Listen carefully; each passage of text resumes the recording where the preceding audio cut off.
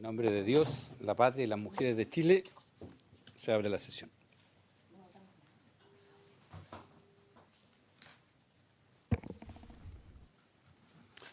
Bueno, hoy día tenemos esta sesión a propósito de algunos hechos de connotación nacional y de información también de algunos estudios que tuvimos. Hemos dedicado esta sesión para poder tener como invitados primero al Comité para la Prevención de la Tortura, con la señora Yamilet Granizo y don Luis Vial y don César Quintero. ¿Están los tres acá? Sí. Y también está invitado la Asociación de Oficiales Penitenciarios, ANOP, el presidente, el teniente coronel Mario Benítez, la coronel Susana Mamani y la jefa operativa del Centro Penitenciario de Santiago, la coronel Fabiola Valladares. Ellos van a estar por Zoom.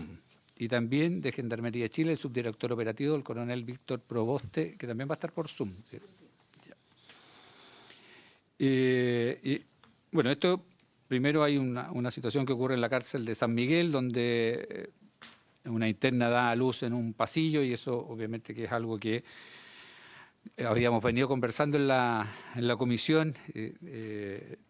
Tenemos una ley también que va en ese sentido, producto de estos hechos, y que lamentablemente vuelven a ocurrir. Y eso es algo que tenemos que darle la discusión para ver si con la ley que estamos aprobando nos da la dimensión o los cambios que hay que realizar al interior de la institución. Y también hay otro que tiene que ver con la dignidad de la mujer. Una cosa es que una mujer esté presa pagando una condena, pero eso no quiere decir que se le pueda quitar la dignidad, y hay una situación que tiene que ver con los productos femeninos, que ver de qué manera podemos canalizar que esto sea una obligación y no quede a criterio o finalmente, como está haciendo ahora, que cada una se arregla como puede. Así que, la señora secretaria tiene una cuenta. Sí, presidente, tengo una cuenta. Primero, informar a las integrantes y al presidente que llegó una comunicación de los comités del Partido Renovación Nacional y del Partido por la Democracia, en que comunican que la senadora Loreto Carvajal será reemplazada en forma permanente en esta comisión por el senador Rafael Provence. Los dos comités, sí. Sí, los dos comités informan, sí.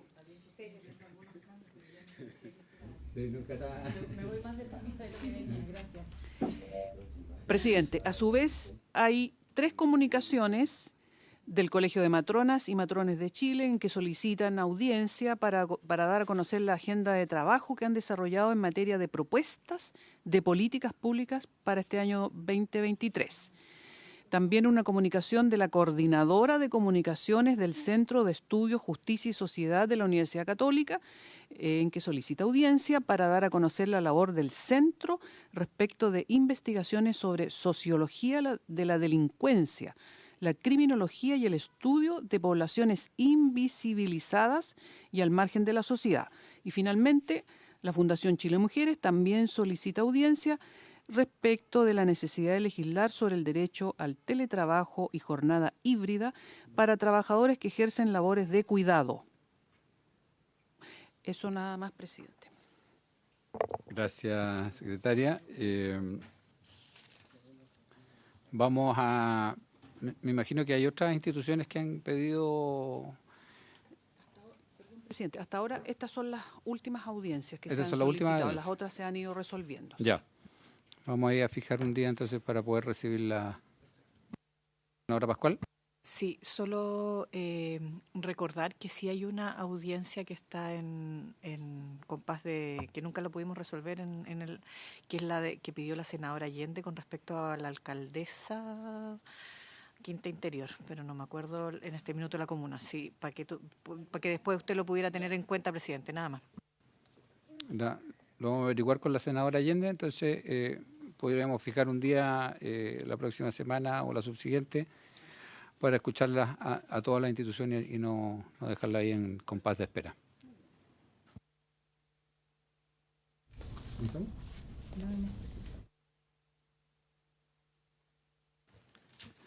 ¿Quién va a partir del Comité de Prevención de la Tortura? Sí.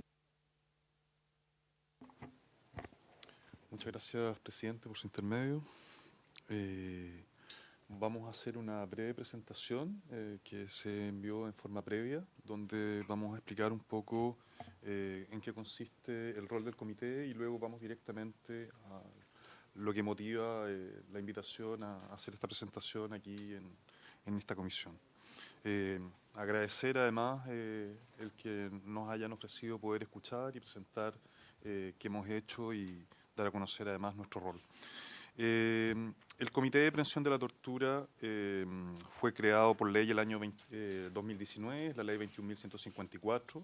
Esta ley es del año 2019 y este comité entra en funciones recién el año 2020 con la nominación de 4 expertas a través de un concurso de alta dirección pública. Tuvo todo un proceso de instalación que recién culmina el año 2022, donde se termina de conformar el comité, que está integrado por una totalidad de 7 personas, integrados por justamente 7 expertos en distintas áreas. Es un comité de características multidisciplinarias y su rol fundamental es examinar las condiciones en que se encuentran personas privadas de libertad en distintos tipos de lugares. Ya esto no se restringe a cárceles, también tiene que ver con comisarías, con unidades psiquiátricas en hospitales públicos, también tiene que ver con centros, residencias de protección de mejor niñez, centros de justicia juvenil, así como establecimientos de larga estadía de adultos mayores. Nuestra función en ese sentido tiene que ver básicamente con visitar estos lugares y generar recomendaciones a las autoridades, así como proponer algunas modificaciones legales y generar acciones de capacitación que pueden realizarse a través del Instituto Nacional de Derechos Humanos. Entre nuestras facultades fundamentales está que cada vez que nosotros visitamos un lugar tenemos un amplio acceso a la información. Eso incluye las fichas clínicas con el consentimiento de las personas que están ahí privadas de libertad y a las cuales se les puede revisar. Podemos entrevistar a todo tipo de personas y además tenemos un deber de reserva a la información. La ley nos da amplísimas facultades porque el objetivo es poder levantar toda la información posible que nos permita generar recomendaciones y estaba en el fondo más que orientado a la generación de acciones judiciales, está justamente orientado a la generación de acciones de carácter preventivo.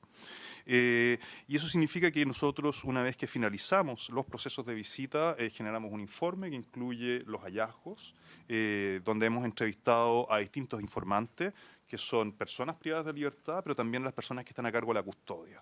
Entrevistamos también a las personas que están a cargo del área técnica cuando corresponde, entrevistamos también a personal de salud y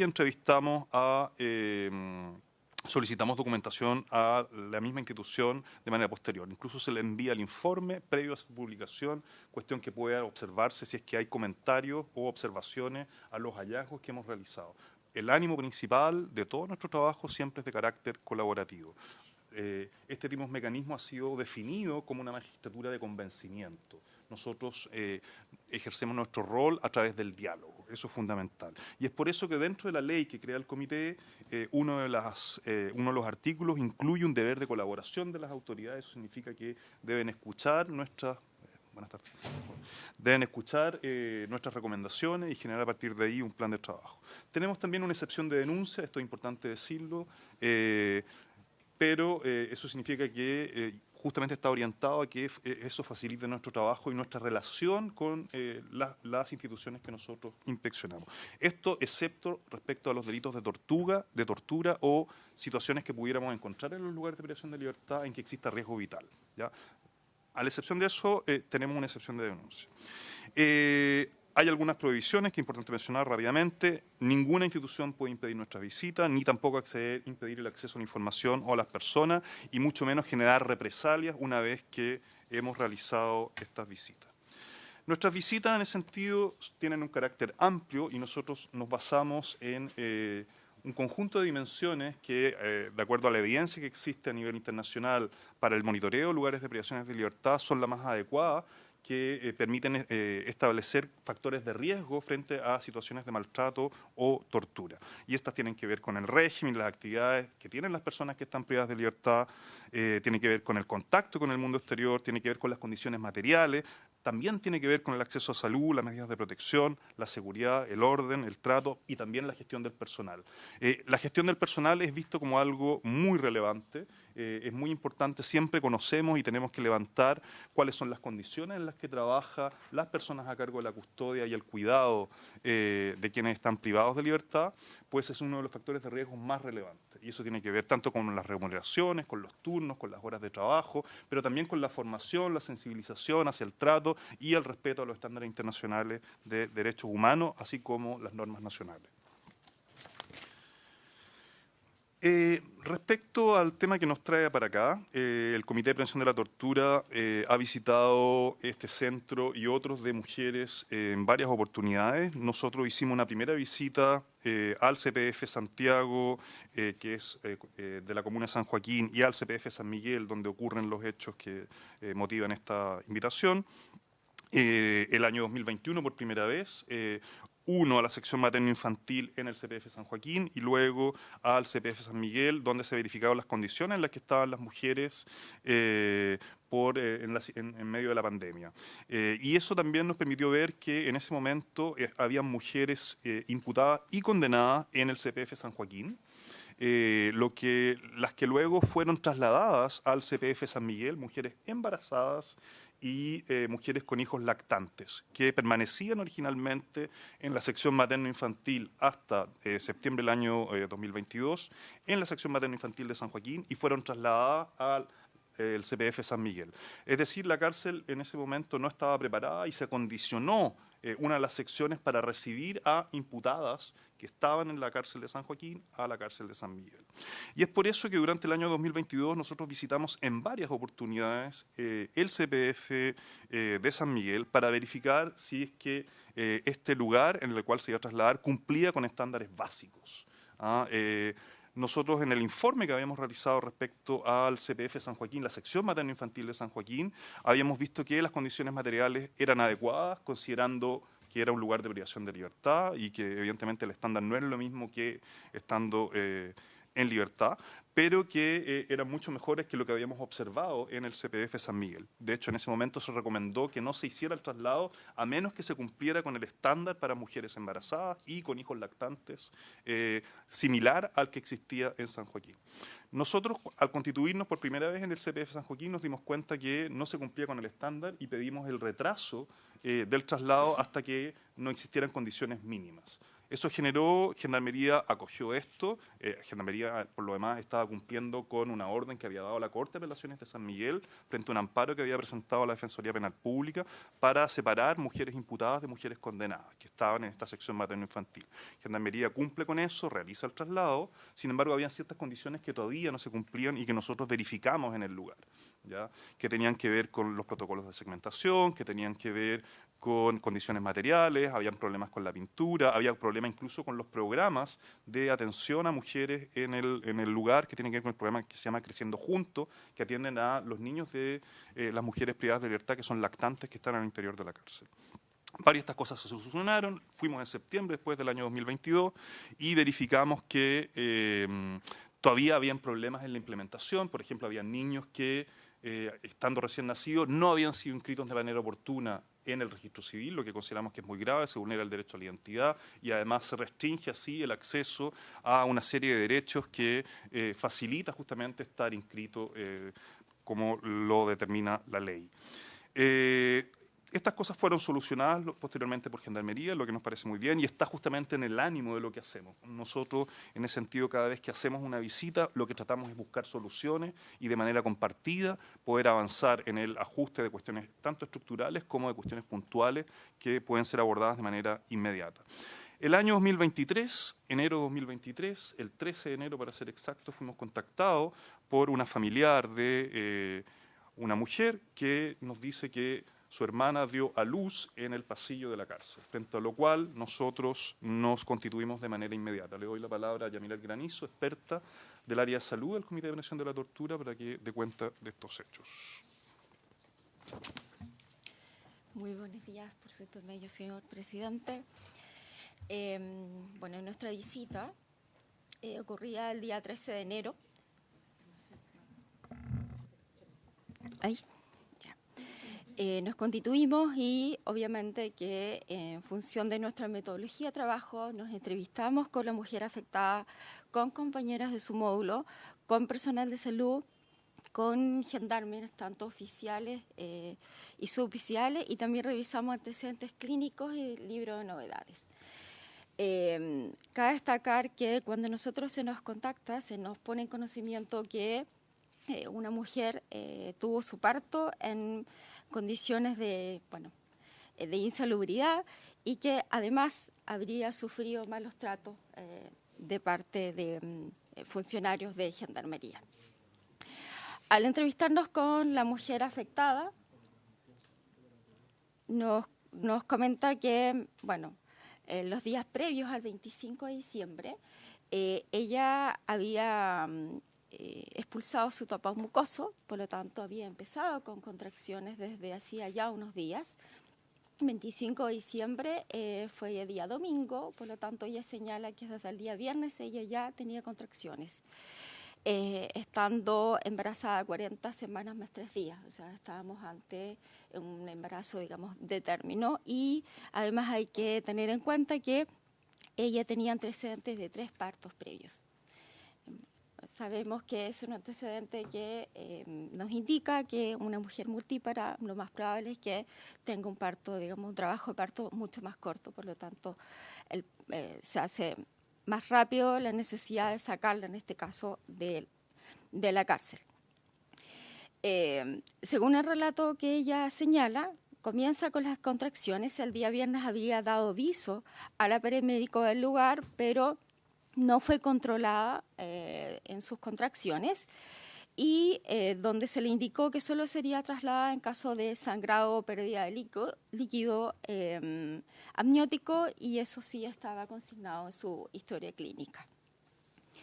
El día 25 de diciembre, en la madrugada, ella señala que pasó toda la noche con contracciones que le dolían. Ella dice, bueno, tenía dolores, que intentó a las 6 de la mañana mitigar un poco el dolor y tomó una ducha de agua caliente, que sus compañeras dieron aviso a funcionarias, digamos, custodias del módulo, porque ella no se encontraba en lo que se llama la sala cuna, digamos. Ella estaba en módulo con toda la población, en un módulo común. No fue llevada, sino que solamente hasta las 9:10 de la mañana, y así consta en el registro, digamos, de la guardia. Fue llevada a la enfermería y señala que ella comenzó a gritar de dolor, y esto habría molestado a la paramédico que estaba, y con algunas palabras fuertes, o sea, indicándole en improperios, pidió que fuese bajada a la conocida jaula, que es una unidad de tránsito. En palabras simples, uno ve una sala con barrotes, digamos, que es conocida como jaula y que obviamente tiene muy malas condiciones.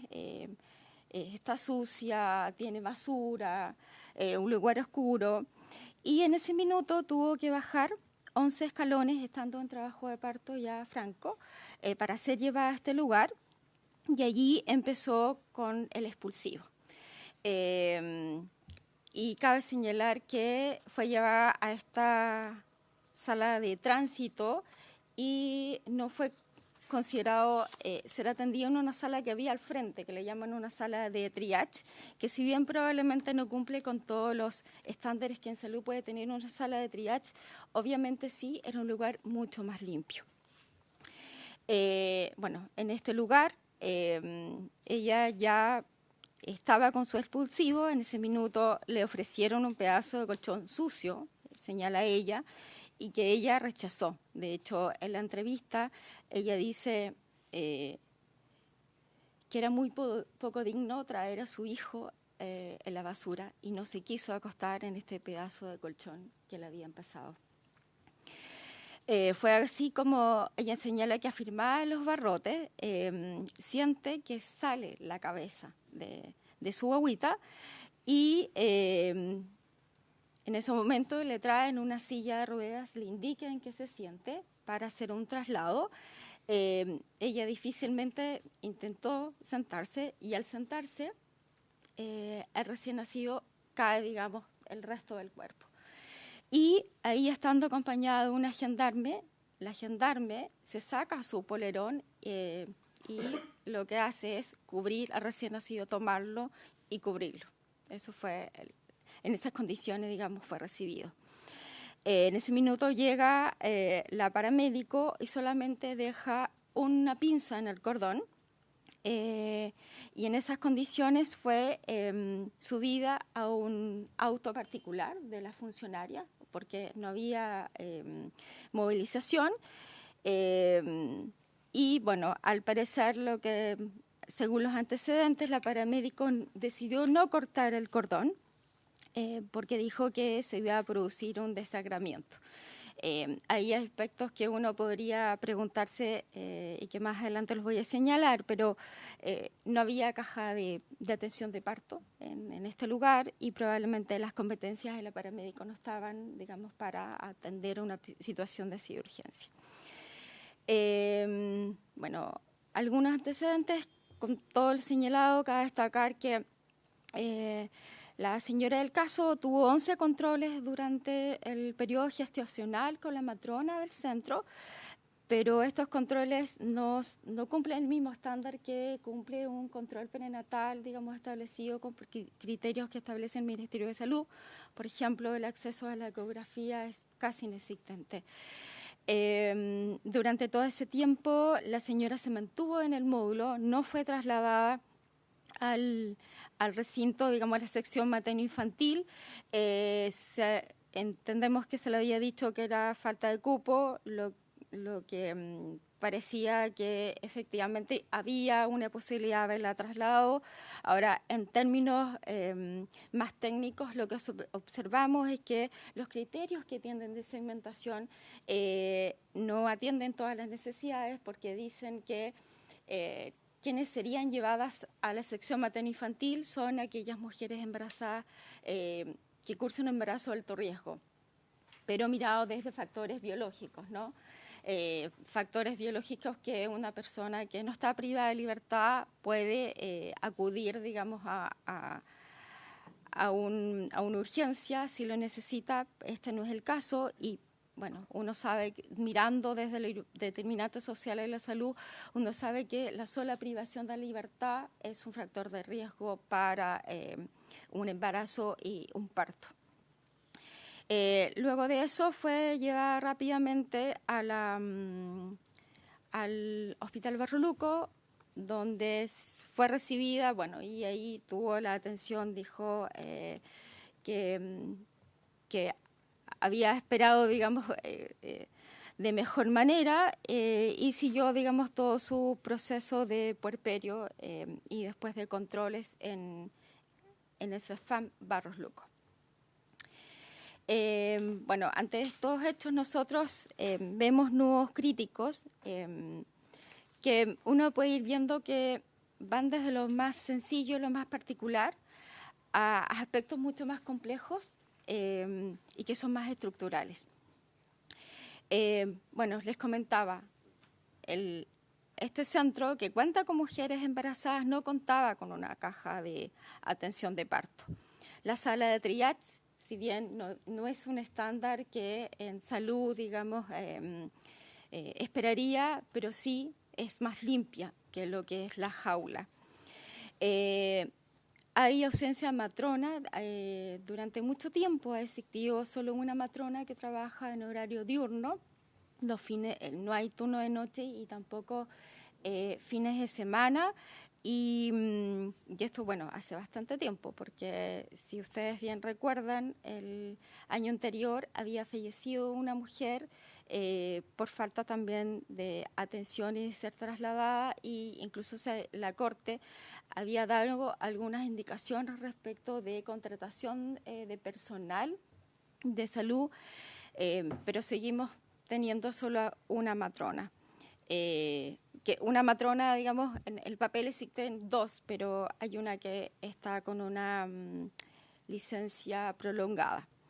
Yesenia, a ver si podemos acotar porque nos quedan Sí, dos de acuerdo. invitados todavía. Ya, bueno, tenemos el protocolo de cementación que no está claro, la carencia del vehículo que no estaba para un traslado.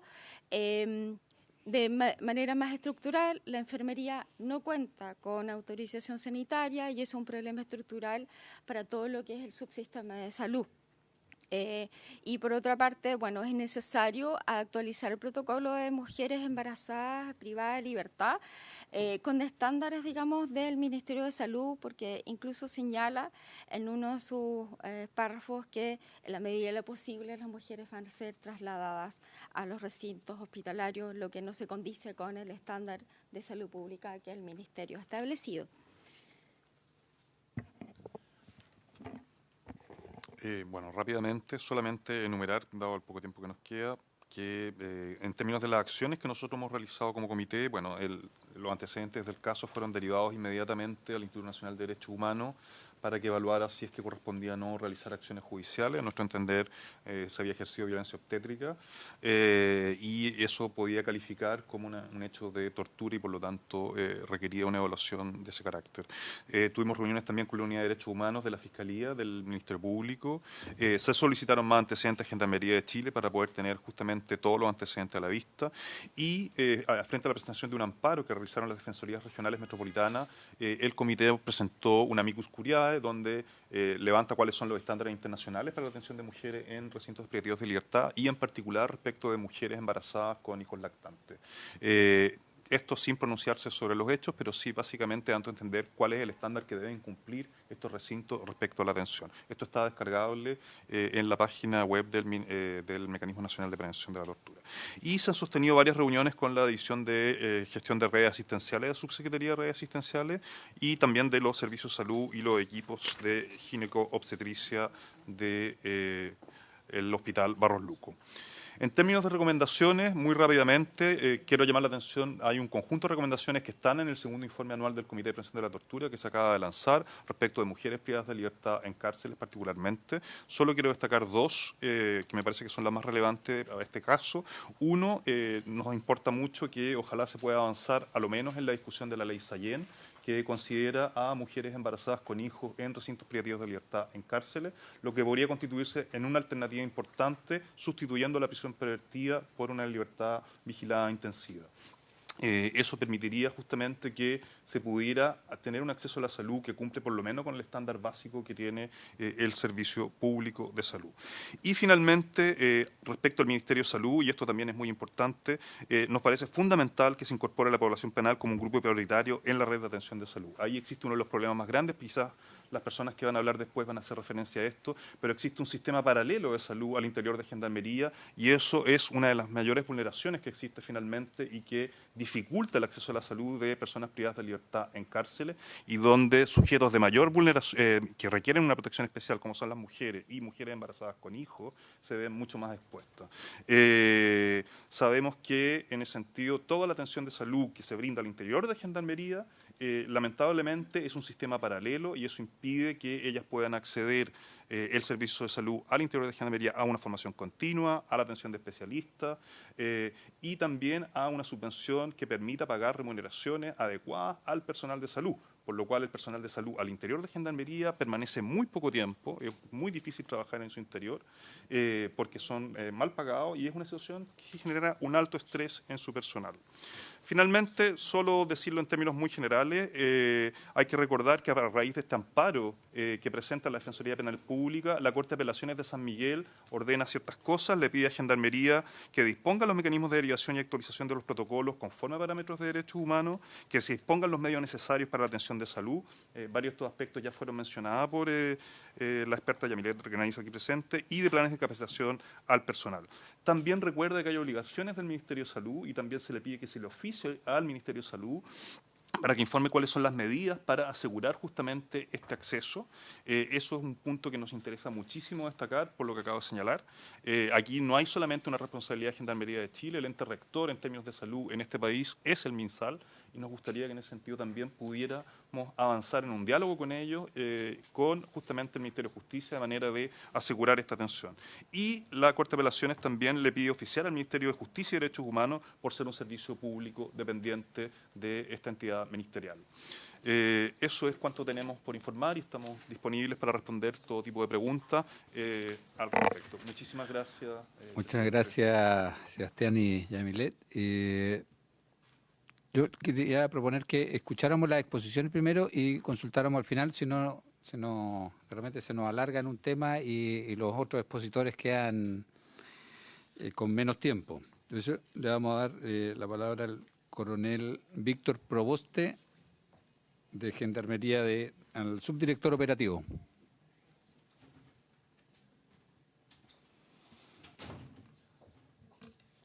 ¿Nos escucha, subdirector? Sí, yo escucho perfectamente. No sé si me escuchan ustedes. Sí, ahora lo estamos escuchando perfectamente. Ya, muy buenos días, señor presidente, a través de su intermedio también a los senadores y a los invitados a esta comisión. Me presento, Víctor Proboste Torres, subdirector operativo de Gendarmería de Chile. Me acompaña doña Catherine Alvear, que es la encargada de género de la institución, quien también va a ser quien va a exponer la presentación que hoy día tenemos para la comisión. Muchas gracias, coronel. La escuchamos allá entonces.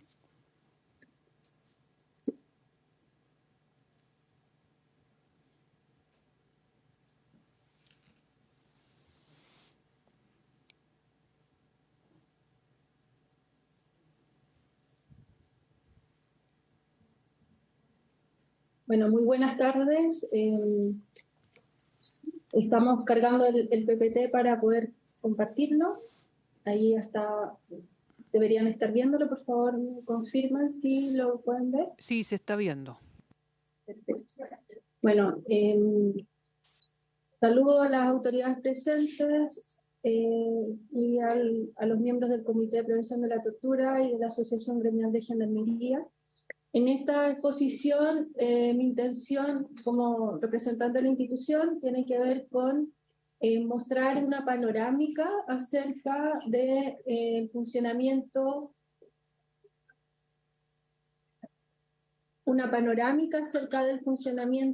de Gendarmería en temas de género y atención a la población penal femenina.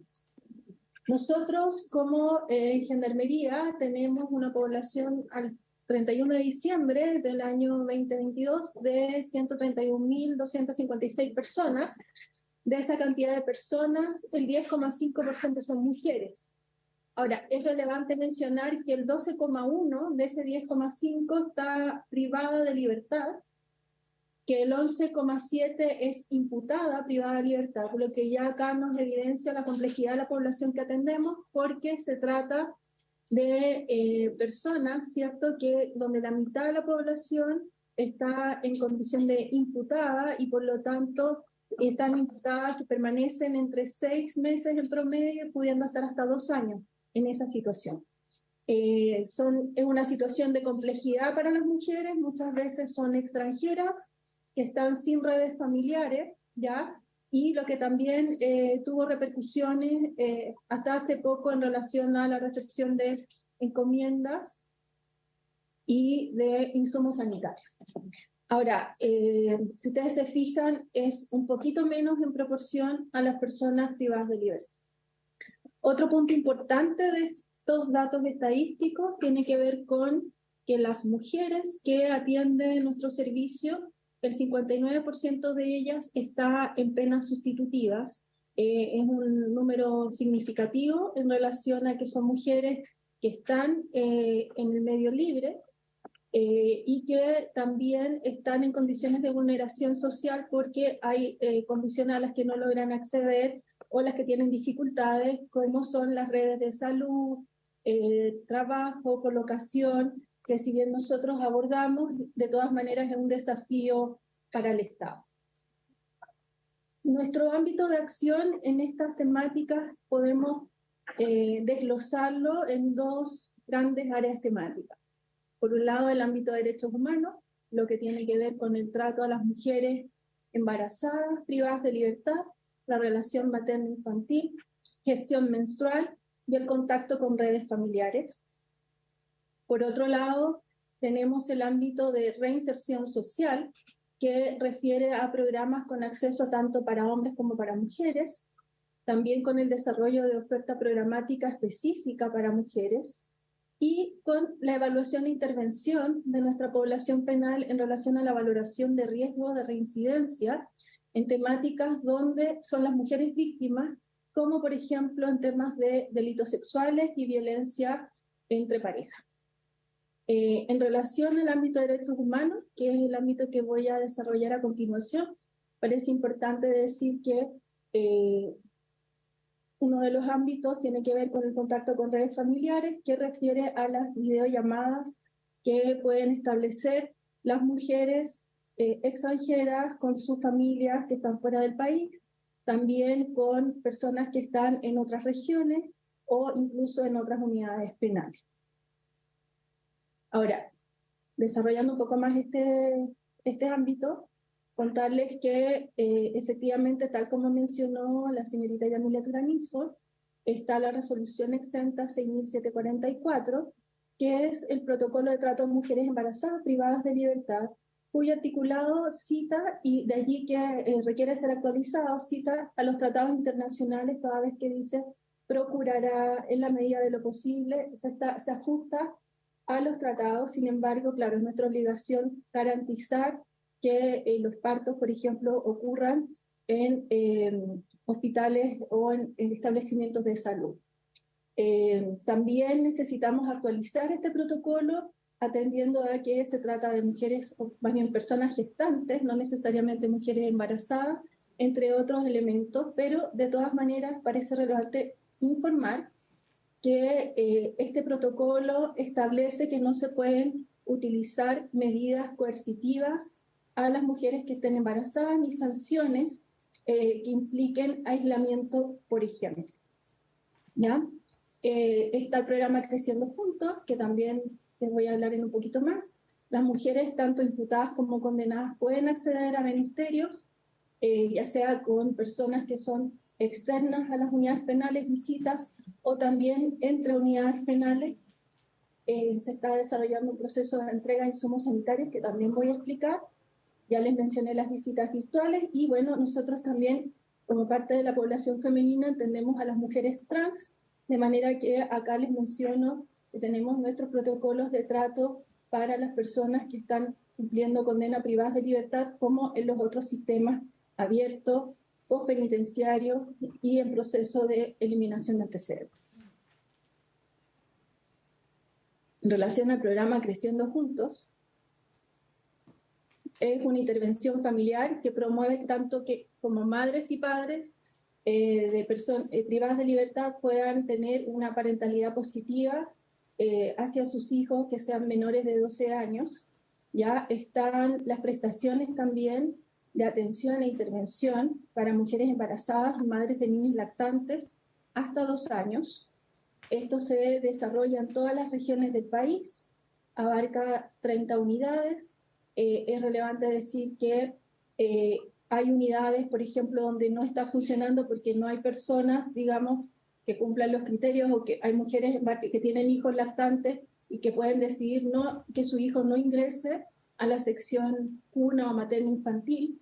Y en ese contexto, por ejemplo, hay visitas que pueden recibir de sus niños para la lactancia, y si ingresa una mujer y no está habilitada la sección, se habilita de inmediato porque debemos garantizar que se cumpla el derecho del niño o niña que está en condición de recibir ese cuidado.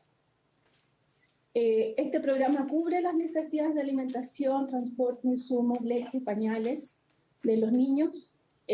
También los niños y las madres o las mujeres embarazadas son trasladados en vehículos distintos, no son trasladados en vehículos con los que se traslada la población penal habitual.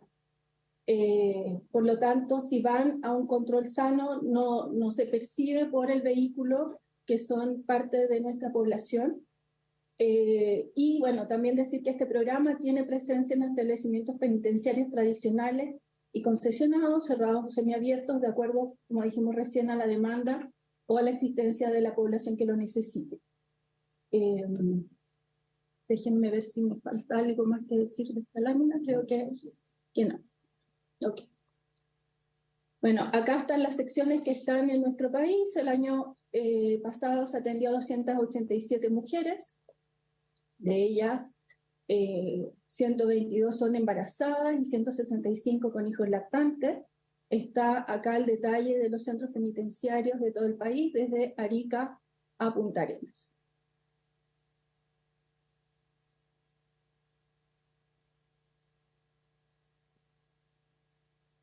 Sí, lo dijo? Sí lo mencioné. Tienes que hacer clic, por favor, encima de la PPT para que puedas seguir pasando las láminas. Disculpen, no lo tengo. Interna, ya.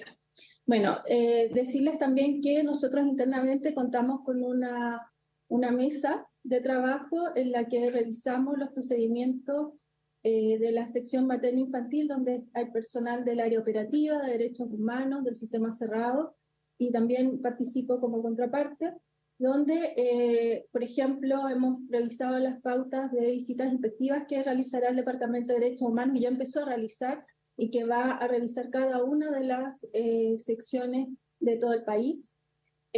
Acá está en negrilla salidas a parto, porque justamente la idea es mencionar que se utilizan vehículos que no son vehículos para la población penal tradicional, sino que también son especiales. Además de eso, el Departamento de Promoción y Protección a los Derechos Humanos, ¿cierto?, está realizando no solo visitas inspectivas a las secciones materno-infantiles, sino que también tiene un programa de seguimiento y monitoreo a la resolución de trato a las personas que son transgénero. Eso como información anexa. Estamos también trabajando en la actualización de este protocolo para el trato de mujeres embarazadas, y a contar del 27 de marzo hemos estado haciendo capacitaciones en el CPF San Miguel en relación a temáticas de género y derechos humanos para todo el personal, donde han estado personas que trabajan en las unidades de los dispositivos de salud, como en las secciones materno-infantiles y otras áreas también de la unidad, incluso aquellas que tienen que ver con el control de incendios. Ahora, ¿qué es lo que hemos observado? Que existe un aumento significativo de las mujeres en las secciones materno-infantiles. Si nosotros observamos los datos durante la pandemia, fue muy baja la cantidad de personas en comparación a otros años que estuvo, y esto ha ido, en la medida que se ha controlado, han disminuido las restricciones sanitarias, han aumentado las mujeres que están en estas secciones y con niños pequeños. Así, en Iquique, por ejemplo, aumenta de 29 a 40 internas y el CPF San Miguel de 2 a 27. Considerando este aumento en el CPF San Miguel, se creó una nueva sección en el CPF Santiago exclusivo para imputadas, con una capacidad de 40 internas, cuyo particularidad es que integra en su interior un jardín infantil donde va a estar integra a cargo de la atención y las prestaciones. Bueno, además de decir que el año 2023 se dotó a la sección materno-infantil del CPF San Miguel de una ambulancia de uso exclusivo para todas las salidas de emergencia, y que el CPF San Miguel cuenta con una matrona de 44 horas semanales, un médico de 11 horas semanales, un TENS con 44 horas semanales y otros 3 con turnos 24 por 48 horas. Sí me parece importante mencionar, a propósito de las capacitaciones que hemos estado desarrollando, que existe preocupación en el personal del CPF en el sentido de que justamente a propósito del expositor anterior, que como esta gendarmería no disponemos de recursos, nosotros nuestro ámbito no es la salud propiamente tal, y por lo tanto si hay 700 internas en el CPF San Miguel y se requiere, por ejemplo, que muchas de ellas consuman analgésicos u otros tratamientos, ¿no? Y la capacidad o la cobertura que tenemos no nos permite cumplir en cabalidad, sino es considerando la red de salud, ¿ya?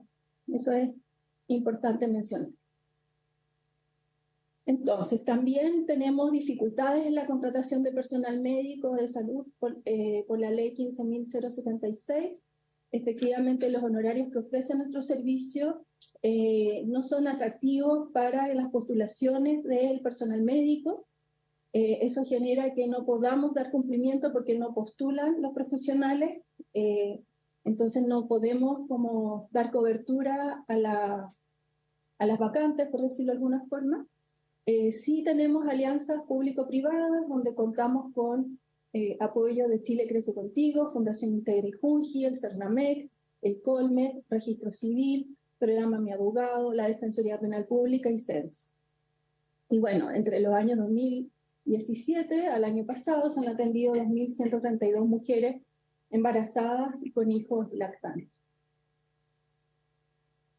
En relación a la gestión menstrual, tenemos el proyecto Copitas Menstruales, que es un proyecto que se inicia durante el año 2021 en relación a los efectos de la pandemia y la dificultad de las mujeres de acceder a los insumos sanitarios. Y entonces empezamos, bueno, se hicieron dos acciones, una acción inicial que tenía que ver con la redistribución de ciertos recursos financieros internos para poder comprar insumos sanitarios para la población penal, en general hombres y mujeres. Pero ciertamente eso era insuficiente y entonces se inicia este proyecto que tiene como propósito responder de una manera ecológica, sustentable y sobre todo con pocos recursos a esta necesidad que tenían las mujeres. Entonces así se hizo este trabajo de difusión, capacitación y entrega de copitas menstruales que son con nanopartículas de cobre y que por lo tanto no requerían ser lavadas con agua caliente, teniendo mejores condiciones de higiene para el uso de las mujeres privadas de libertad. Y así a enero de este año se han entregado en los 36 establecimientos penitenciarios, dando una cobertura del 47% de la población custodiada por Gendarmería, tanto imputadas como condenadas en total. Ahora, al día de hoy está en curso un proceso de adquisición de toallas higiénicas a través de una licitación que equivale a 150 millones de pesos aproximados para todo el año, que sumado a las copitas nos permitiría entregar elementos para el libre uso de las mujeres, según su necesidad evidentemente, y esto se constituye en un hito tanto en derechos humanos como en el cumplimiento de los estándares en trato a personas privadas de libertad. Es tremendamente significativo porque estamos poniendo en el tapete un tema sobre el que no se habla mucho y sobre el que hay una necesidad muy sentida en la población penal.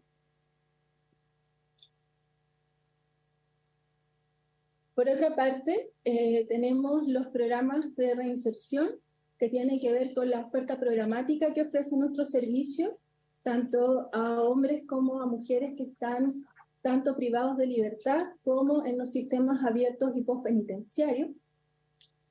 Nosotros en algún minuto hemos hecho el ejercicio y hay casos en los cuales la proporción de mujeres efectivamente en relación a los hombres es mayor. Sí. ¿Qué quiero decir? Quería pedir si pudiéramos acotar porque falta todavía otro expositor. Queda muy poquito, no se preocupe. Bueno, entonces acá tenemos programas de inserción laboral, de capacitación y de apoyo para la reintegración una vez que egresan. Tenemos oferta programática para mujeres ofensoras sexuales y el desafío es desarrollar oferta integrada, aún más ampliada, tanto para hombres inspectores de ley en el sentido de incorporar la temática masculinidades de manera más fuertemente y transversal, así como desarrollar más oferta específica para mujeres y personas de las disidencias sexuales. En relación a las funcionarias, es relevante decir que el 30% corresponde a mujeres, el 34% de las mujeres ocupa un cargo de jefatura en la institución, la mayoría de ellas en el sistema abierto y postpenitenciario. Sin embargo, existen mujeres que ocupan cargos significativos en esta institución, de directoras regionales, directoras de escuela institucional, de jefas de unidades penales y también de jefas de departamento o unidades de la Dirección Nacional. Y esta es la última lámina en que contamos también que contamos con una política de gestión de personas con enfoque de género, que nosotros estamos al tanto que nuestro trabajo implica una alta demanda y altos niveles de tolerancia, y hay también personal con un importante compromiso con la reinserción, y que eso requiere apoyo de nuestro personal de salud, y también entonces tenemos un programa que está asociado a la prevención e intervención en riesgos psicosociales. También tenemos un protocolo de maltrato, acoso laboral y sexual, que también requiere ser mejorado, pero existe. Y también importante decir que se han eliminado barreras de género en los procesos de admisión para alumnos y alumnas gendarmes y aspirantes oficiales, de manera que la cantidad de mujeres ha aumentado porque se hace la selección en relación a los méritos, no considerando la variable sexogenérica. Y bueno, también existe en relación a eso una ampliación de las funciones que realizan las mujeres uniformadas, que tanto participan en labores de centinela como en turnos, y tienen también, igual que todas las funcionarias, remuneraciones y ascensos igual entre hombres y mujeres. Y por último decir que existe un trabajo intersectorial como preámbulo para el desarrollo de un protocolo interno de prevención de la violencia, donde ya nuestro personal de salud ha recibido capacitaciones específicas y de especialización en el abordaje de la violencia contra la mujer. Eso es cuanto podemos informar. Muchas gracias. Muchas gracias.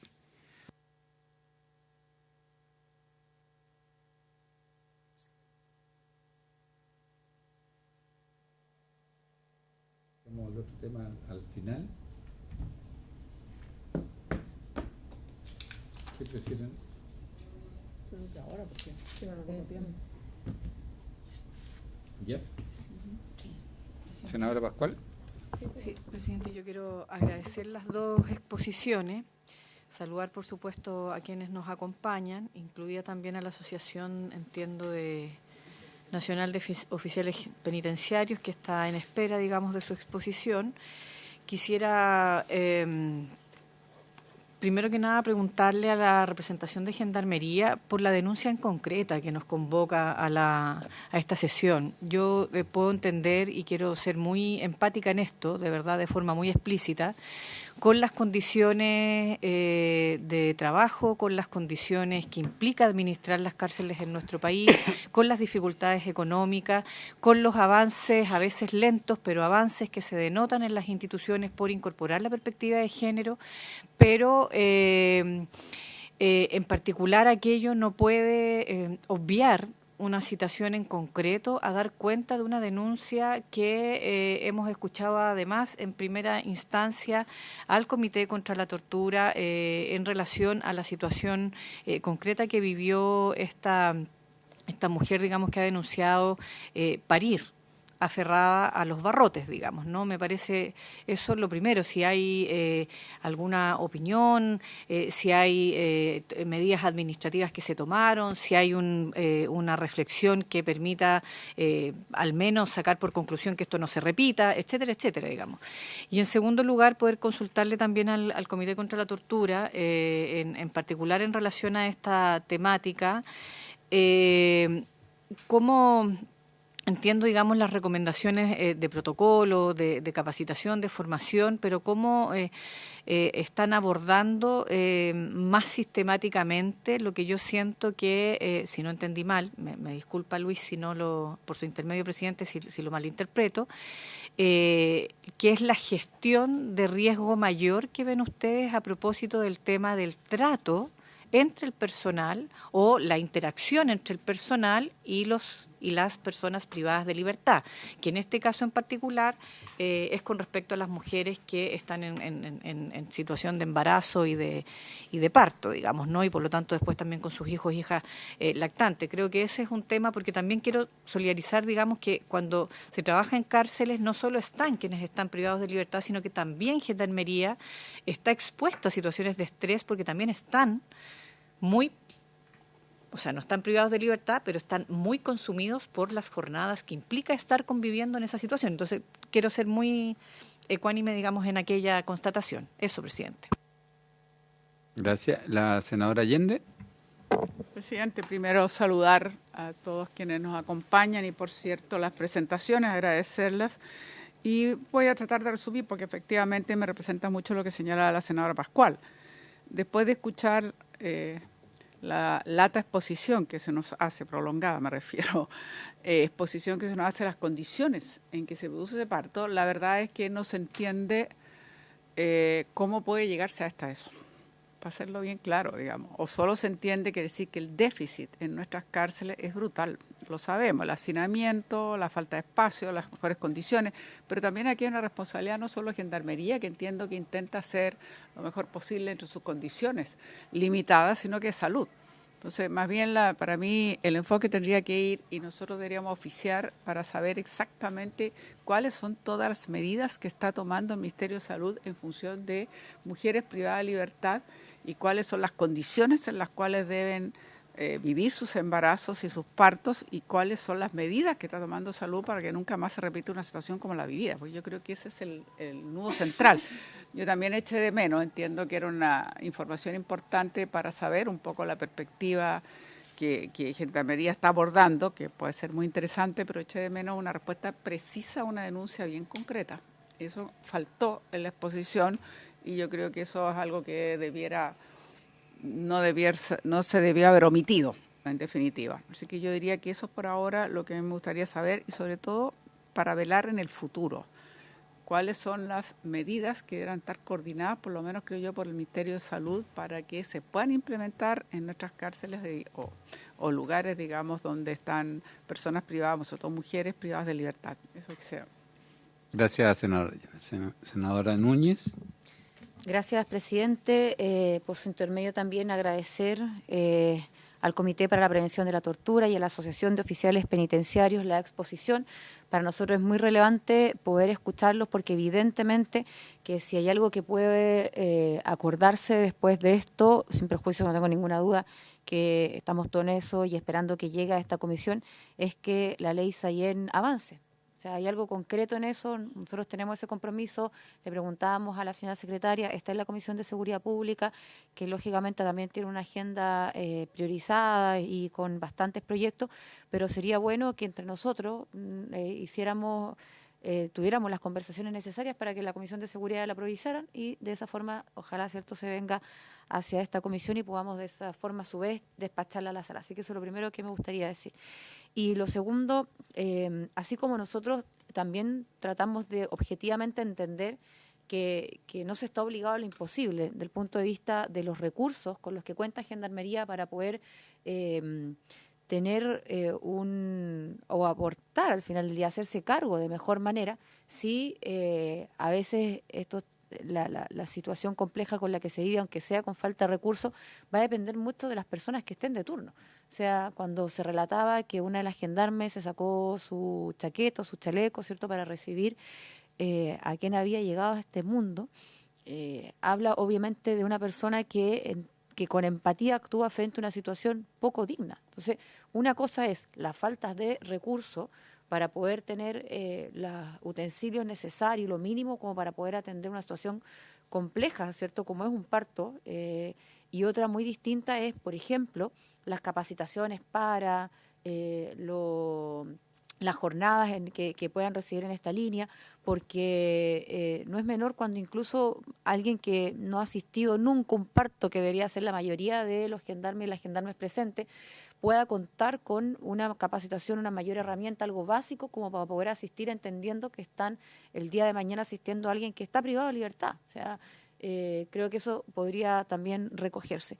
Y yo recién le preguntaba a usted, presidente, porque no lo recordaba, si aquí había habido alguna acción legal, porque uno puede entender que no había más y eso es lo que tenemos que ir corrigiendo, con qué hacerse cargo, pero también la situación poco digna e injusta requiere de una reparación.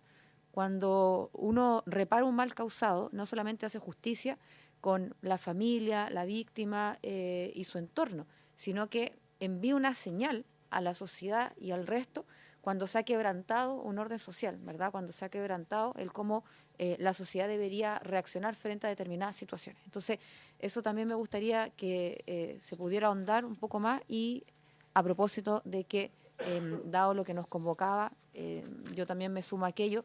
Me hubiese gustado escuchar algo con mayor claridad del proceso interno que vivió la institución, que lógicamente más que una sanción tiene que traducirse en que entre todas y todos y transversalmente entre las instituciones golpeemos las puertas que sean necesarias. Y me detengo solamente en salud porque evidentemente que es una institución relevante y clave en lo que hoy día estamos conociendo, para que esto no se vuelva a repetir y para que esto quede institucionalizado en procedimiento, y ojalá en esta ley, cierto, que pueda salir prontamente. Gracias, presidente.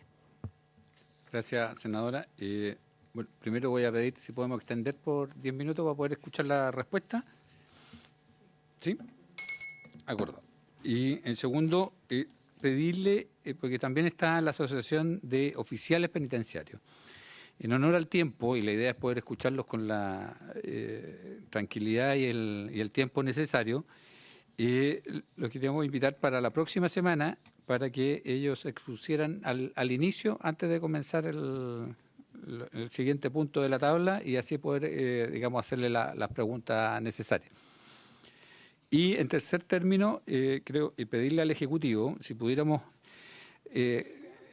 desde el Ministerio de la Mujer, yo creo que el liderazgo tiene que asumirse desde ahí, y que pudiéramos coordinar un trabajo con el Ministerio de Salud y de Justicia en lo que compete a Gendarmería, porque la actualización del protocolo es algo que es absolutamente urgente. Entonces, y esto además amerita no solamente el tener el protocolo, porque aquí uno de los argumentos que se alude es la falta de presupuesto, pero cuando yo logro, digamos, establecer convenios, el presupuesto pasa a ser algo relativamente superado. Por lo tanto, creo que de ahí debiéramos, y ojalá el Ejecutivo de aquí a unos 30 días pudiese establecernos una actualización de este protocolo, invitar ahí, obviamente, al comité a que participe también, de manera de poder tener esto solucionado desde el punto de vista del Ejecutivo,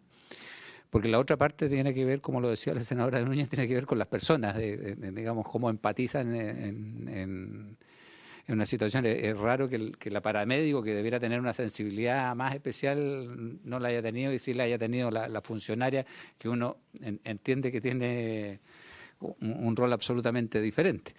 Pero independiente de eso, de las características personales de cada funcionario, nosotros tenemos que tener establecido un protocolo que permita tener claridad respecto de cómo se trata a una mujer privada de libertad en estado de embarazo, y también respecto de otras necesidades que tienen que ver con esto de los insumos de la gestión menstrual, pero yo escuché solamente cosas que tenían que ver con las copitas, con las toallas higiénicas, pero también sabemos que hay algunas mujeres que en su periodo menstrual tienen dolores, por lo tanto eso implica medicamentos, y ahí la pregunta hacia Gendarmería, si eso también está contemplado dentro de los productos que se van a licitar.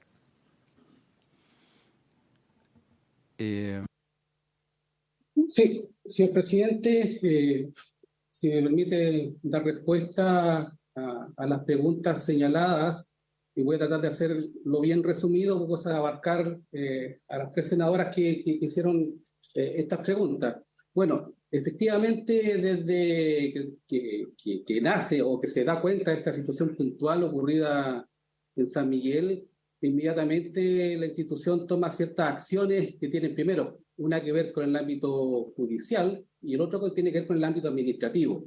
Se da cuenta de esta situación al Ministerio Público, ya hay una investigación que lleva a cargo la Fiscalía, y por otro lado hay un proceso administrativo tendiente a esclarecer y determinar responsabilidades de parte de los funcionarios y funcionarias que estuvieron presentes en esa situación. Este proceso está en una etapa ya final, por lo tanto, sus conclusiones aún no las tenemos y estamos a la espera justamente de que se cierre. Ahora, con respecto al tema de la intervención, de las acciones, lo abordamos en la misma presentación. Hoy día el CPF San Miguel cuenta con una ambulancia 24/7 para efecto de traslado de internas. Hemos tenido la incorporación de personal médico, con las dificultades que ciertamente ustedes también ya las expusieron, que tiene que ver con el tema de las horas y también del pago de esas horas, porque institucionalmente nos regimos a través de una ley que es distinto al pago que recibe un médico en un hospital de la administración pública, y esa hace una diferencia y por lo tanto desincentiva a los médicos trabajar en la institución. Sin embargo, igual hemos tenido conversaciones a través del Colegio Médico, el Colegio Matronas, para efecto de poder incorporar atenciones que probablemente no estén incorporadas dentro de nuestro programa, pero sí a través de ciertas acciones de apoyo, y así también se ha hecho en esta unidad. Han habido ciertas adecuaciones también con respecto a la materno-infantil. Hoy día estamos incorporando una nueva materno-infantil en el CPF San Joaquín, con un estándar superior al estándar que tiene hoy día San Miguel, para efecto también de brindar comodidad y apoyo, precisamente también por el incremento que hemos tenido de población penal, que también se expuso recientemente, de mujeres embarazadas y mujeres con hijos lactantes. Nos estamos haciendo cargo de estos procesos, las capacitaciones al personal también están incluidas en el ámbito de derechos humanos. Nuestro departamento está haciendo un seguimiento y está teniendo visitas inspectivas al CPF San Miguel para efecto de corroborar que las acciones que se están impulsando desde el nivel central se estén realizando desde el nivel local, en compañía también desde la propia dirección regional a través de los equipos técnicos que tiene la dirección regional. Hemos abordado, en la medida de los recursos institucionales y las capacitaciones, toda y cada una de las medidas también de que nos impuso a través de el recurso interpuesto en la Corte de Apelaciones de San Miguel, que obligó también a la institución a tomar ciertas medidas. Esas medidas también están dentro de lo que yo recién he dado como respuesta. No sé si hay alguna otra pregunta o algo que quedó sin responder. Discúlpeme, director, quisiera agregar que también como parte de respuesta de Gendarmería al amparo de Resolución 45 del 2023, que se dictó una serie de recomendaciones, entre ellas incluían las capacitaciones, y también decir que la gestión menstrual incluye también medicamentos que son entregados a las mujeres, son parte de lo que ya se hace como en el servicio. Y bueno, nuestra presentación no fue más dirigida al caso concreto en San Miguel, justamente porque la invitación decía, a propósito del trato digno de las mujeres privadas de libertad en cuanto a facilitar el derecho al acceso a productos de gestión menstrual y un parto respetado en dignidad, así como condiciones laborales. De allí que nosotros nos extendimos y no nos centramos directamente en las acciones que ya ha resumido el director. Muchas gracias. Gracias.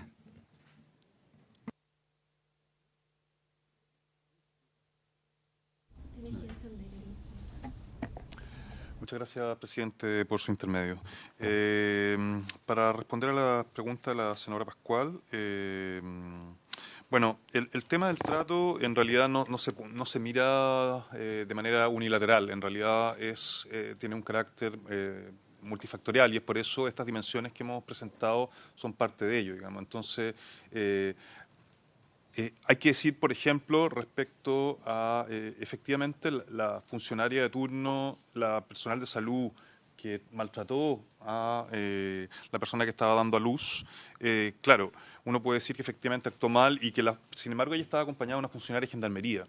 Y en ese momento uno puede decir que por omisión, de hecho, esta funcionaria de gendarmería la hizo bajar 2 pisos y la encerró en la jaula. Por lo tanto, ahí también hay una acción que no es correcta. No hay una relación de subordinación entre uno y otro y por lo tanto ella también podría haber objetado la instrucción que le estaba dando en ese momento la persona que estaba a cargo de salud y que debería haberla atendido en ese mismo instante. Entonces, en ese sentido, nosotros tratamos de abordar distintos aspectos en el tema del trato. No solamente tiene que ver con el tema del género, también tiene que ver con el uso de la fuerza, tiene que ver con el acceso integral a los derechos que tienen las personas privadas de libertad.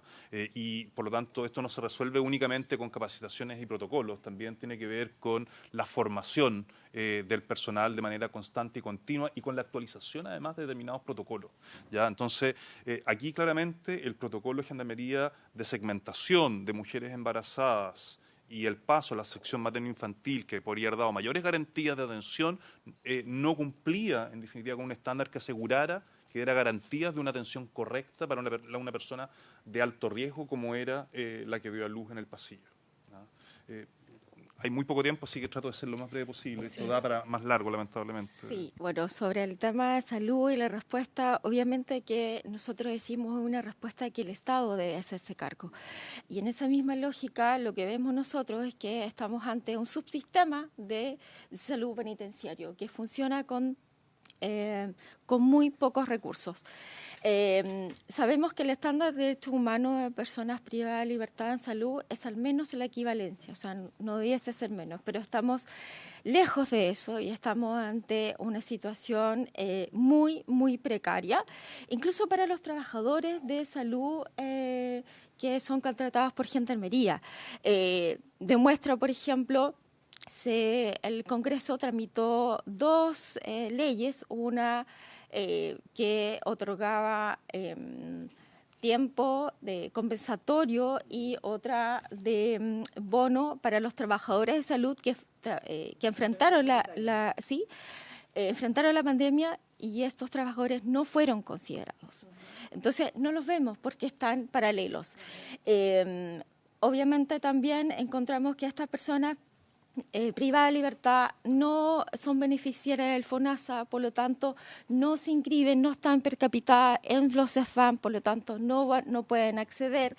Vemos que las enfermerías no cumplen con condiciones sanitarias, en esa misma lógica, mientras no cumplan con condiciones sanitarias, obviamente que atención primaria no puede enviar, aunque tenga la voluntad, a sus trabajadores a hacer sus controles ahí. Luego uno puede decir, hospital penal, podría hacer un convenio y aumentar una cobertura, pero también estamos ante lo mismo. No tiene autorización sanitaria, no tiene acreditación, no puede ser un convenio con FONASA, que a lo mejor le permitiría financiar y tener más recursos, y así una cadena. Tampoco está acreditado por la Superintendencia de Salud, por lo tanto también es un impedimento para que reciban estudiantes en práctica. Por otra parte, se ha señalado que se han intentado hacer cosas desde Gendarmería, sí, pero no solucionan. Hemos visto que se realizan operativos, pero la verdad que no dan respuesta porque las interconsultas quedan ahí y no son gestionadas.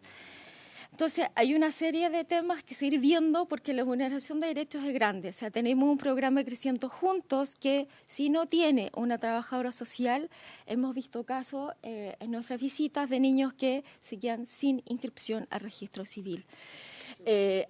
Así de grave. O también vemos que las mujeres privadas de libertad se dan de alta sin tener acceso a la JUAR que da el Chile Crece Contigo. Entonces, evidentemente, se necesita el trabajo en conjunto también desde salud. Sí, así es. 20 segundos. Sí, que no puedo dejar de mencionar, preguntaron también por la funcionaria de Gendarmería. Eso también es importante de tomar en cuenta, digamos. O sea, así como efectivamente le ocurre a las personas privadas de libertad, las mujeres funcionarias también tienen dificultades en ese sentido para ejercer, digamos, sus roles parentales y marentales. Tienen efectivamente largas horas, largos turnos, y eso también hace muy difícil el cumplir con su labor. Y es algo también a considerar por lo menos. Así es, Luis. De hecho, la tercera exposición que vamos a tener la próxima semana, así que los invito a poder seguirla, precisamente tenía que ver con el tema de las funcionarias de Gendarmería. Yo quiero agradecerle a todos los invitados. Senadora Pascual. Disculpe, presidente, solo un minuto, entendiendo que estamos sobrepasados del tiempo, pero solo plantear la Preocupación, una vez más, porque precisamente un caso de en que una mujer privada de libertad tiene que dar a luz, tiene que tener un parto en condiciones de vulneración de derechos, ojalá, comillas, dentro de todo lo grave, hubiera sido solo el que estamos conociendo, que fue en diciembre del año 2022, pero no es el primero.